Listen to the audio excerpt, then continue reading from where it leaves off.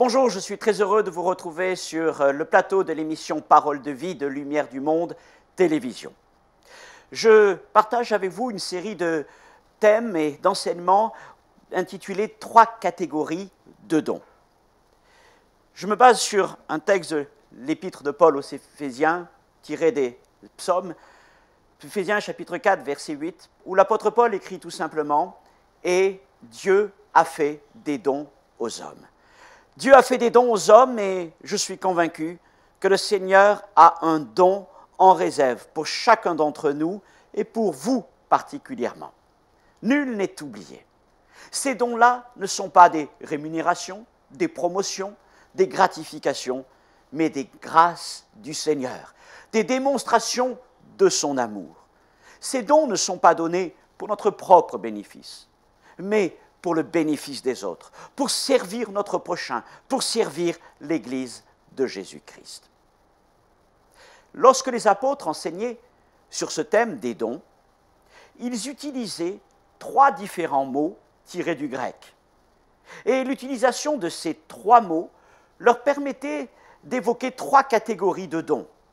Ainsi, lorsqu'ils parlaient de tels mots, les chrétiens savaient qu'ils avaient un enseignement sur tel type de don. Lorsqu'ils utilisaient un autre mot, ils savaient qu'ils avaient un enseignement sur un autre type de don. Malheureusement, dans la plupart de nos versions françaises de nos Bibles, nous n'utilisons qu'un seul mot, un mot générique, le mot don. Ce qui veut dire que cette subtilité, cette finesse du texte grec, de l'enseignement des apôtres, a été quelque peu perdue. Nous ne voyons qu'une masse de dons, sans comprendre donc qu'il y a trois catégories de dons dans les Écritures. Lors du premier enseignement, nous nous sommes arrêtés sur un premier groupe, les dons spirituels, en grec les pneumatikos, ce qui veut dire donc les spirituels. Aujourd'hui, nous allons parler d'un second groupe de dons. Ces dons sont parmi les plus importants du royaume de Dieu. Ce sont ceux de la parole. Ils sont appelés dons de la parole ou encore dons de ministère ou même ministère dons. L'apôtre Paul écrit dans Éphésiens chapitre 3, verset 7, qu'il exerçait son ministère et pour lui l'apostolat en raison d'un don spécial et puissant que Dieu lui avait accordé. Il écrit: « J'ai été fait ministre selon le don de la grâce de Dieu qui m'a été accordé par l'efficacité de sa puissance. » Ce don, en grec, est un doréa, D-O-R-E-A. Dans le monde grec, il désignait un don ou un présent remis à une personne pour l'honorer. Mais dans les Écritures du Nouveau Testament, quand il y a ce mot, c'est avant tout pour évoquer l'honneur que nous rendons au Seigneur. Mais ce mot doréa, cette catégorie de dons, désigne ceux qui, comme l'apôtre Paul, ont été appelés par Jésus et qualifiés par le Seigneur en vue de la prédication de la parole. Connaissez-vous ce texte très important d'Éphésiens chapitre 4, verset 7 et versets 11 et 12 ? Il est écrit « Mais à chacun d'entre nous, la grâce a été donnée selon la mesure du don de Christ. » Un peu plus loin, « Et il a donné les uns comme apôtres, les autres comme prophètes, les autres comme évangélistes, les autres comme pasteurs et docteurs, pour le perfectionnement des saints, en vue de l'œuvre, du ministère et de l'édification du corps de Christ. » Ces dons sont parmi les plus importants et les plus puissants dans le royaume de Dieu.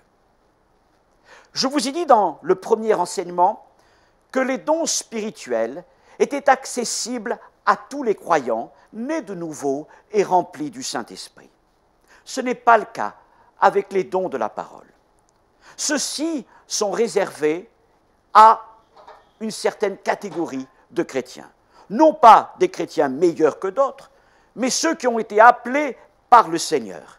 Ils ne sont donc pas universels.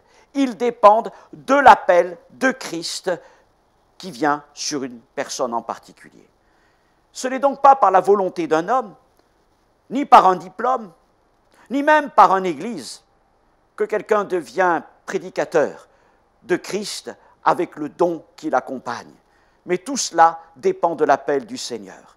Ainsi, dans l'Épître aux Galates, au chapitre 1er, verset 1er, lorsque Paul se présente, il écrit « Paul, apôtre, non de la part des hommes, ni par un homme, mais par Jésus-Christ, et Dieu le Père qui l'a ressuscité des morts. » C'est le Seigneur qui s'est révélé à Paul et qui l'a appelé à l'apostolat. Que Christ nous appelle et qu'il nous qualifie de ses dons est une chose indéniable et incontournable pour quiconque doit prêcher la parole du Seigneur. Mais ça ne dispense pas, en aucun cas, de se former sérieusement et de continuer à étudier tout au long de sa vie les Écritures de plus en plus profondément. Mes frères et sœurs, mes amis, être prédicateur de l'Évangile, enseignant des Écritures, n'est ni un métier, ni un moyen de gagner de l'argent, mais c'est un service. Paul disait même que son apostolat était pour lui comme une forme d'esclavage. Il disait qu'il était le doulos, l'esclave du Seigneur. Il était un guerrier, il était entièrement consacré aux affaires du royaume de Dieu. Il ne cherchait pas son avantage, il ne cherchait pas une position privilégiée.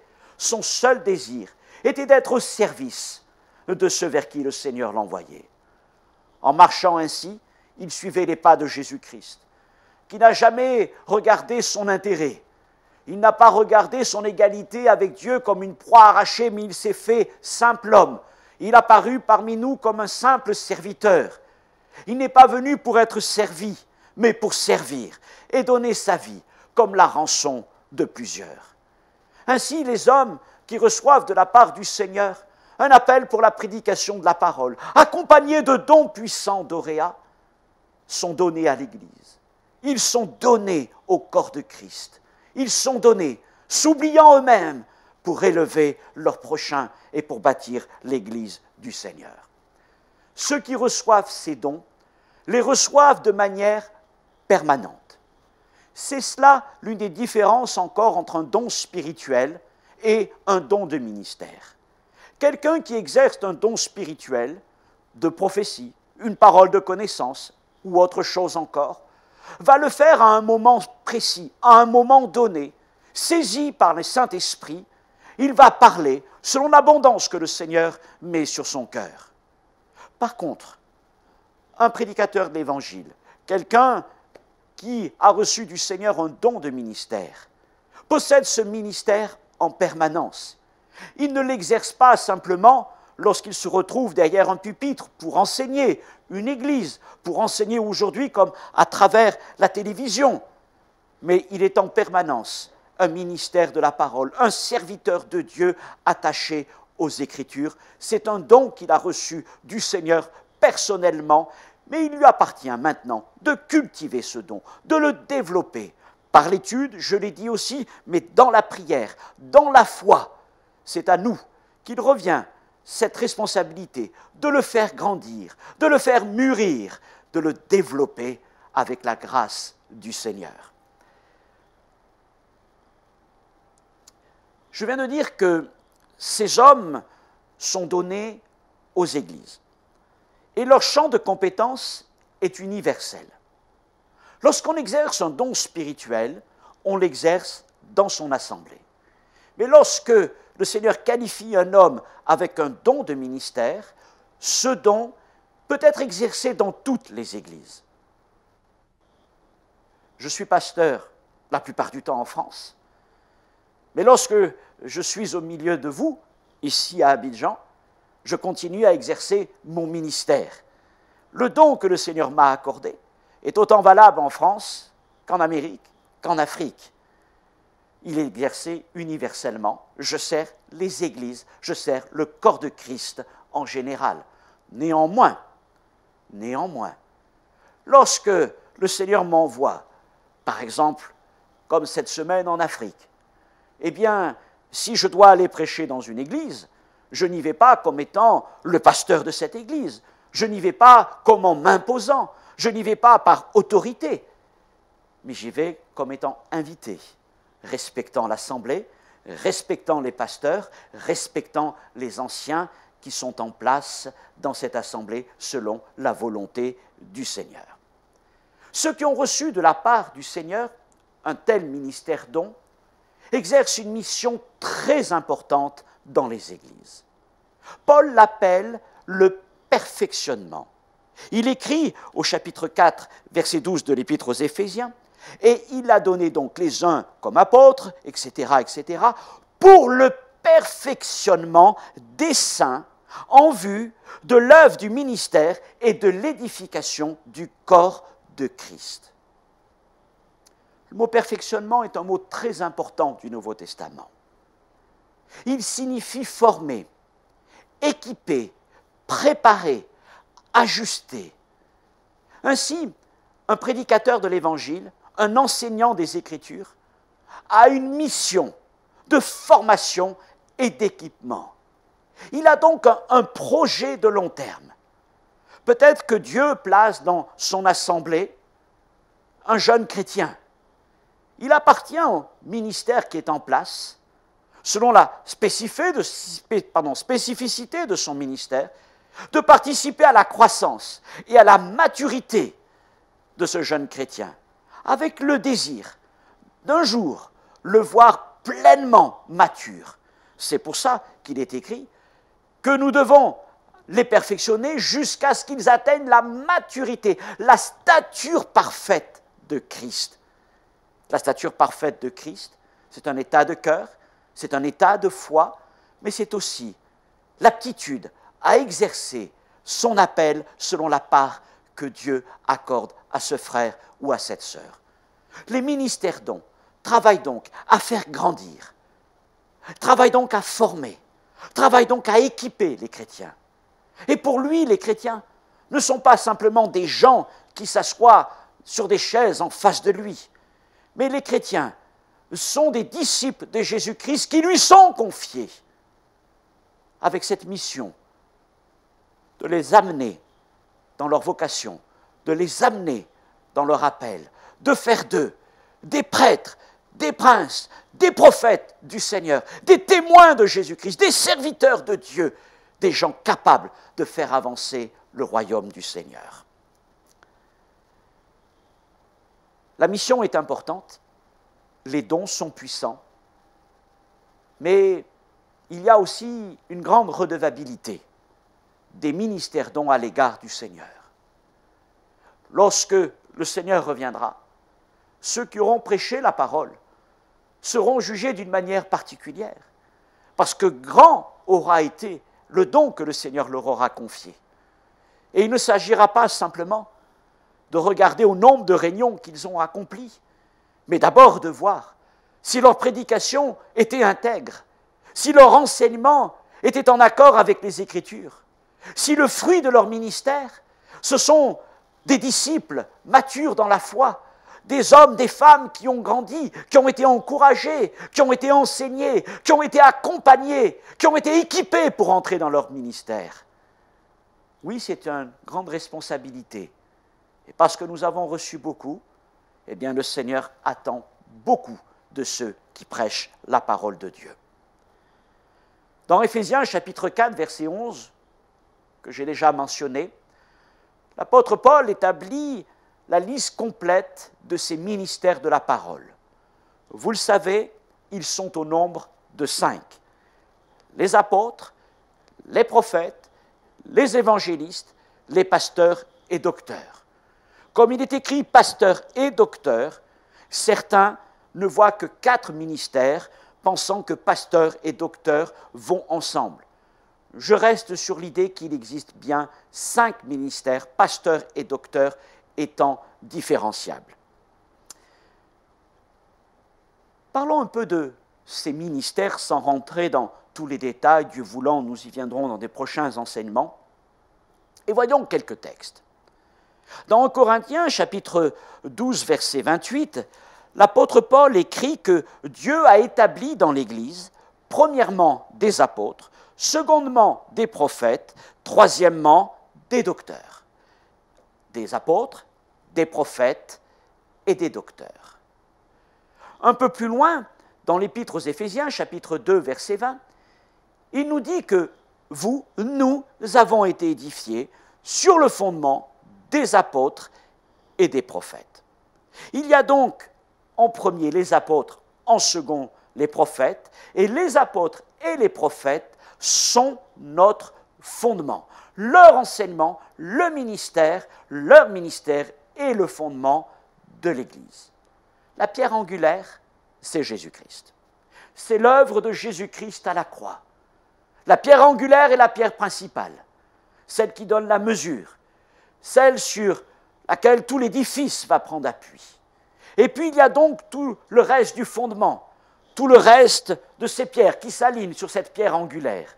Et ces pierres sont les ministères dons, notamment d'apôtres et prophètes. Ils sont le fondement. C'est pour ça qu'on peut dire d'eux qu'ils sont des ministères de fondation. C'est important de considérer cela. Parce que certains, lorsqu'ils lisent 1 Corinthiens 12, 28 et qu'ils voient premièrement les apôtres, secondement les prophètes, troisièmement les docteurs, voient ce texte comme une espèce de hiérarchie. Tout en haut, les apôtres, les prophètes ensuite, les docteurs après. Et pour certains, c'est même comme une échelle sur laquelle il faut essayer de s'élever, comme des promotions. Alors je commence tout en bas, je suis peut-être diacre ou ancien, et ensuite peut-être que je serai évangéliste. Dieu voulant, un jour, je serai docteur, et pourquoi pas atteindre le plus haut, prophète ou apôtre. Mais laissez-moi vous dire que les apôtres et les prophètes sont des ministères de fondation. Or, une fondation, ce n'est pas le toit. La fondation de l'Église est enterrée. C'est sous terre que sont placées les fondations. Autrement dit, le véritable ministère apostolique et le ministère des prophètes ne se voient pas. Ils ne sont pas là pour briller. Ils ne sont pas là pour être au-dessus des autres, mais ils sont là pour porter les autres. Et les autres viennent s'établir sur eux. Trop souvent, on voit de ces gens qui se nomment eux-mêmes apôtres et prophètes vouloir plutôt se passer au pinacle, au sommet, et on voit les gens venir les servir. Mais telle n'était pas la façon de Paul de concevoir le ministère. Lui se mettait au service des autres. Lui était une fondation. Lui acceptait d'être là, tout en bas, serviteur de tous, acceptant même d'être appelé parfois même balayure de ce monde, rejeté des hommes, haï, méprisé à la manière de Jésus-Christ. Il disait, la mort agissait en lui, afin que la vie agisse dans les frères. Les véritables apôtres, les véritables prophètes ne sont pas en haut. Ils ne sont pas assis sur des trônes de bois et de velours rouge dans les églises. Non, les véritables prophètes, ils sont tout en bas. Ils sont sous terre. Ils sont invisibles. Mais ce sont eux qui portent l'Église de Jésus-Christ. Ce sont eux, par leur ministère, par leur autorité, par leur puissance, qui vont permettre aux autres de venir s'établir sur leur vision. Il y a donc des ministères de fondement, les apôtres et les prophètes. Comme ils sont des fondements, ils viennent en premier dans la construction de l'Église. Car encore une fois, c'est bien par les fondations qu'on commence et non par le toit. Après cela, viennent les ministères d'édification. Dans 1 Corinthiens 12, 28, nous l'avons lu, Paul dit premièrement des apôtres, deuxièmement des prophètes, troisièmement, Dieu a établi les docteurs. Et les docteurs sont donc là pour enseigner, pour bâtir, pour édifier. Dans 1 Corinthiens chapitre 3, verset 10, il écrit « Selon la grâce de Dieu qui m'a été donnée, j'ai posé le fondement comme un sage architecte, et un autre bâtit dessus. Mais que chacun prenne garde à la manière dont il bâtit dessus. » Dans cette église de Corinthe, Paul avait établi le fondement. Il était l'apôtre. Et puis d'autres sont venus. Et parmi ceux qui sont venus, il y a eu Apollos. Apollos n'était ni un apôtre, ni un prophète. C'était un docteur, un enseignant des Écritures. Paul dit j'ai semé et Apollos a arrosé. Paul a posé le fondement et Apollos a construit sur le fondement. Mais l'apôtre a soin de rappeler que c'est Dieu qui fait croître. Paul a fait sa part, Apollos a fait sa part, les deux recevront une récompense selon le ministère qu'ils ont accompli. Mais les deux rendent gloire au Seigneur parce que c'est lui qui bénit l'œuvre qui leur a été confiée. Ainsi donc, après le ministère de fondation vient le ministère d'édification. Dans 1 Corinthiens 12, 28, le docteur est classé en premier dans ses ministères. Mais dans Éphésiens 4, 11, il y a d'abord les évangélistes, les pasteurs et ensuite les docteurs. Cela nous permet de nous rappeler encore une fois le rôle important des évangélistes. Ils ne sont pas là simplement pour être des pasteurs débutants. Il arrive parfois que les jeunes pasteurs soient appelés des évangélistes. Non, évangéliste est un vrai ministère. Un ministère dont l'Église a besoin, un ministère puissant. Et ils sont des ministères d'édification, aux côtés des pasteurs et aux côtés des docteurs. Là encore, Dieu voulant, je prendrai le temps de revenir plus en détail sur chacun de ces ministères. Il y a donc 5 ministères. 2 sont des ministères de fondement, les apôtres et les prophètes, et 3 sont des ministères d'édification, les évangélistes, les pasteurs et les docteurs, et à eux de construire sur le fondement posé par les 2 premiers. Pour finir ce premier enseignement sur les ministères de la parole, je voudrais vous montrer la complémentarité de ces 5 ministères. Il y a une image qui est souvent utilisée, et peut-être l'avez-vous déjà entendue, c'est celle de la main. Quelle belle image que celle de la main. Non pas la main comme un poing, non pas la main qui frappe, mais la main qui secourt. La main du Seigneur qui bénit et qui aime. Voilà le ministère de ceux qui exercent la prédication. Il y a parmi eux l'apôtre. L'apôtre qui est considéré comme le pouce. Le pouce, c'est celui qui est capable de toucher tous les autres doigts. C'est le doigt le plus fort, c'est le doigt indispensable. Imaginez une main sans pouce. Dans le livre des Juges, il est parlé d'un tyran qui se plaisait à couper les pouces de ses prisonniers de guerre, les pauvres hommes. Nous avons besoin du pouce, il est indispensable. Et puis ensuite vient l'index, et l'index, bien sûr, est là ce doigt qui désigne, ce doigt qui pointe les choses, et c'est le prophète, avec sa parole tranchante, avec sa parole inspirée. Et puis vient le majeur, le plus long des doigts, celui qui est capable d'atteindre ce que les autres ne peuvent pas atteindre. Et ça, c'est l'évangéliste qui s'en va dans le monde pour aller chercher les perdus. Il y a le pasteur. L'annulaire, ce doigt auquel on passe l'anneau du mariage. Et là, il nous parle de cette relation particulière du pasteur avec l'Église de Jésus-Christ. Vous savez qu'on dit que de ce doigt monte une veine qui va jusqu'au cœur. Voilà le rôle du pasteur, le berger de l'assemblée. Et puis, l'image n'est peut-être pas très flatteuse. C'est vrai qu'on dit souvent que le petit doigt, l'auriculaire, c'est l'enseignant, parce que c'est celui qui débouche les oreilles. C'est une image qui est souvent employée, celle de la main. Elle est intéressante, mais il y a une autre image que je préfère, parce que je pense qu'elle met plus en avant encore la complémentarité des ministères les uns par rapport aux autres. C'est celle de l'édification de l'Église. J'ai lu tout à l'heure ce verset dans 1 Corinthiens 3, 9, 10, où Paul dit « Car nous sommes ouvriers avec Dieu ». Vous êtes le champ de Dieu, l'édifice de Dieu. L'Église est l'édifice de Dieu. Et selon la grâce qui m'a été donnée, j'ai posé le fondement comme un sage architecte et un autre bâtit dessus. Mais que chacun prenne garde à la manière dont il bâtit dessus. Les apôtres posent les fondations. Ils posent les fondations doctrinales. Ils posent les fondations organisationnelles. Ils font nommer des anciens, des diacres. C'est leur travail. Les apôtres viennent en premier et les prophètes les accompagnent. Les prophètes sont là, aux côtés des apôtres, pour établir la vision de l'Église. Voilà la mission de l'Église. Voilà le chemin dans lequel nous devons aller. Puis viennent ensuite les ministères d'édification. Il y a l'évangéliste. Et l'évangéliste est celui qui va dans les carrières du monde. Il va dans le monde. Pourquoi faire? Pour aller chercher des pierres. Autrefois, nous étions perdus, nous étions des pierres mortes, mais en Jésus-Christ, nous sommes devenus des pierres vivantes, ayant été renouvelés par la puissance de l'Évangile.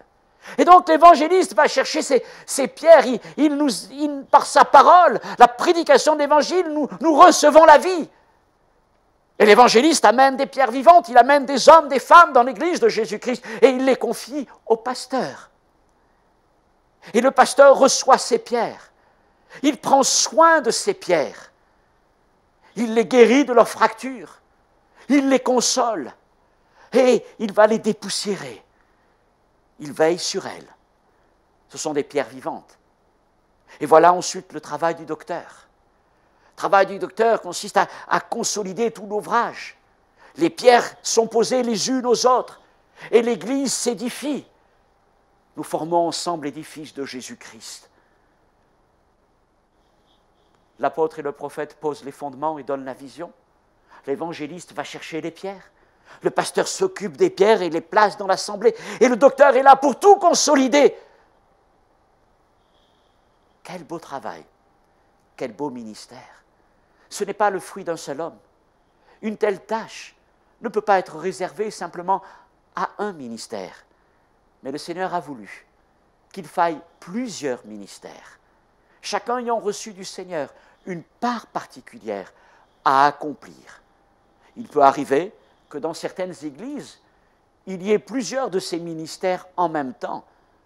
Quelle grâce, quelle richesse! Mais il peut arriver aussi qu'il n'y ait qu'un ministère. Alors, l'intérêt, c'est d'avoir des invités qui vont pouvoir exercer une autre forme de ministère, ou alors dans le temps. Peut-être d'avoir un pasteur, ensuite un évangéliste, ensuite un docteur, je ne sais pas.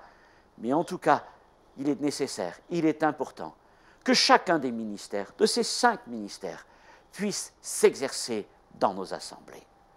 Voilà donc pour cette deuxième catégorie de dons, les ministères dons, les dons de la parole, que Dieu nous bénisse à travers tous ces hommes qui se consacrent à l'œuvre du Seigneur par l'appel et les dons qu'ils ont reçus de sa part. Seigneur notre Dieu, nous te remercions d'avoir donné à l'Église des apôtres, des prophètes, des évangélistes, des pasteurs et docteurs. Ils nous enseignent, ils nous équipent, ils nous forment, ils nous permettent de grandir en maturité spirituelle, mais aussi ils nous permettent de rentrer dans notre appel personnel. Seigneur, merci de faire lever encore des ouvriers, d'envoyer des ouvriers dans la moisson, car la moisson est grande et il y a encore trop peu d'ouvriers. Merci pour l'appel que tu lances aujourd'hui, peut-être dans le cœur d'un homme. Seigneur, merci de l'encourager dans ce sens. Amen. Que Dieu vous bénisse. À une prochaine fois, Dieu voulant.